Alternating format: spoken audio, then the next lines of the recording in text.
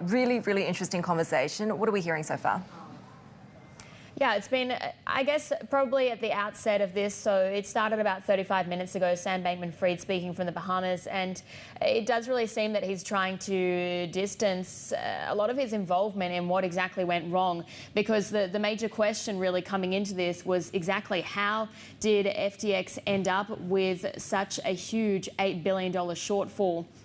And a lot of questions really around the involvement that FTX had with Alameda. And so far, Sam Bankman-Fried has acknowledged that that there was perhaps a lot of oversights in exactly what went wrong, but he's also said that he didn't knowingly commingle funds. Although we do understand that FTX did at least receive some cash through bank deposits that were held by Alameda. So there is a lot of question marks over this, but so far, I guess you'd probably say it's raising more questions than exactly that Sam Bankman-Fried is answering.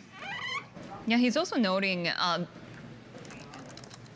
the latest about the crypto contagion right now, right? The risks surrounding what happened to FTX, and also BlockFi's bankruptcy proceedings, saying that he estimates Alameda borrowed $100 million from BlockFi. Tell us a little bit more about this link and some of his comments surrounding it. Yeah, so BlockFi has been one company that we've reported on, and so essentially we know that it had some of its deposits held with FTX. So BlockFi was a company that filed for Chapter 11, and essentially it has been one of the biggest casualties so far in the contagion from FTX and Alameda. It is now attempting to sue Sam Bankman-Fried or one of the auxiliary companies of FTX because it's after some collateral, some Robinhood shares as part of this. But essentially, BlockFi essentially it's one of the latest in basically the story of contagion. Larry Fink, we also heard from him. Of course, he's got a bit of skin in the game, an investment in FTX via a fund of funds. He's kind of addressed this existential question about a lot of the platforms and the businesses operating within the crypto universe now. Yeah, that's right. So basically, so BlackRock, through that company, has basically a $24 million investment in FTX, or it did have one.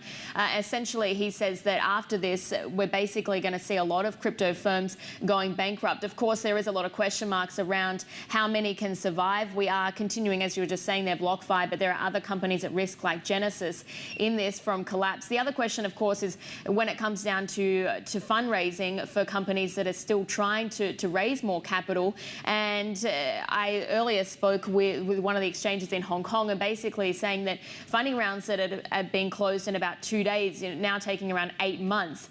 So there certainly is a lot of question marks, even as we start to see the correlation between Bitcoin prices and the FTX token is starting to distance. And so it does indicate to us that perhaps some of this is starting to just die down a little bit, Sherry.